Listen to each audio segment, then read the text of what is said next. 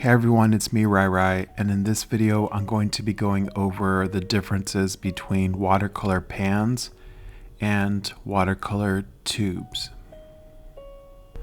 The company Winsor & Newton is credited for creating watercolor pans, which made them very portable in little porcelain pans in the 1830s. And then in 1846, they introduced the tubed watercolor, which was a watercolor that was already moist. Here you can see how a contemporary watercolor pan set looks. This one's been used very heavily. This one is a little bit newer. You can see I've only used like 2 or 3 of the colors. Watercolor pans are great because they fit in a lot of different types of kits that you can get from various different companies. One of my favorite little travel kit is this one you see here. I have paper and little canteen in there, and I have my little set that's really portable. I love this little portable brushes too, and pans are great because they're easy to kind of take with you on the go. And you can see here all these colors. I think it's about 20 something colors fit in this little container versus a whole drawer full of tubed ones. So they're much more compact and easier to travel with. The pans have the little information on the side, so I know what color it is. And you can see it's pretty much the same color, the same pigment, the same paint in both the tube and the pan. So what are the major differences? Well, the pan is compressed watercolor that's dry, and the tube is just a hydrated form of it. It's much more liquid.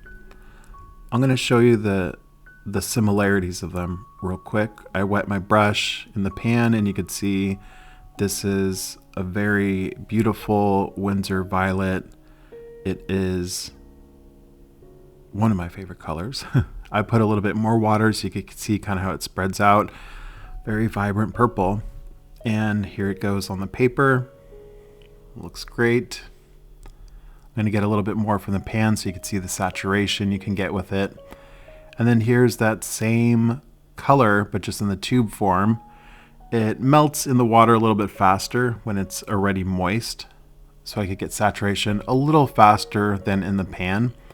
But the pan I could still get really saturated too if I wanted. I just have to work my brush into it a little more, or let the moisture of my wet brush work into it. I'm going to go in with a little bit of a bigger brush, and this is kind of where you could start seeing the differences of working with a pan versus a tube. If you're using a bigger brush, it's going to be a little harder to work in and get paint out of the little pan, whereas with a tube you have a lot more flexibility. Here I am exaggerating that by showing you if you're only using kind of a big brush, it's going to be a lot harder to get paint out of the pan quickly. You would have to switch to a smaller brush to mix your color and then use a big brush. But if you used a tube, you could easily use your 2-inch brush if you wanted. So when you're trying to decide which you would rather use, a pan or a tube, it depends on what kind of brushes you're going to use and if you need it to be compact enough for your set where you could travel with it.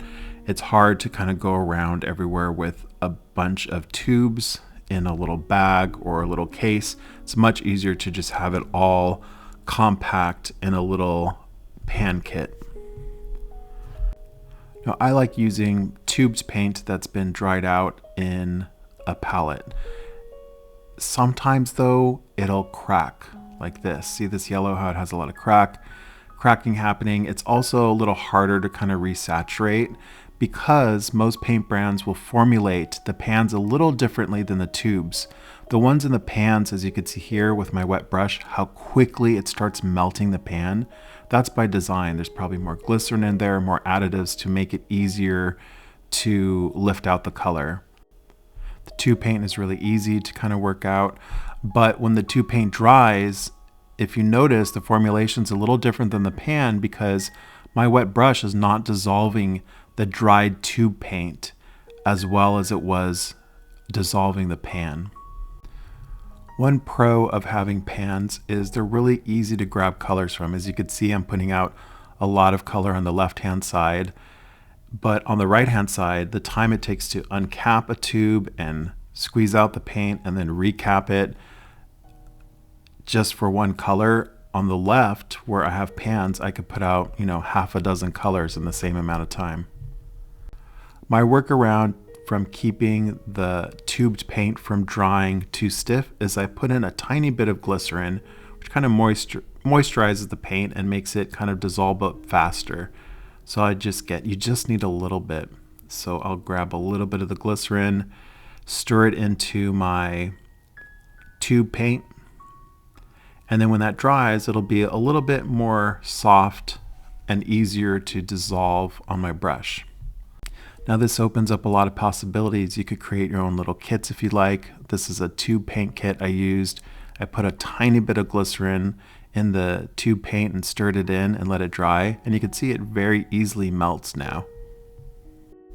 So overall, if you're interested in doing more traveling with your paints, or doing smaller works to medium-sized works like in the sketchbook, I would suggest getting watercolor pans. They're just much more convenient. You don't have to worry about the tube paint wasting it when you're done or letting it dry out, and then it's kind of hard to kind of re-wet or having to add glycerin like my little workaround I do. It's just simple. You buy the kit and then you could easily work with it.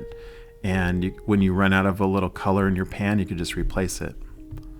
If you're somebody who's not planning on traveling with your watercolor or doing plein air painting or urban sketching outside or something, and you're doing larger work, I would suggest working with watercolor tubes. So in these pieces, it was much easier to work with watercolor tubes because they're big paintings and I wanted to work with a big brush and they don't fit in the pans that well.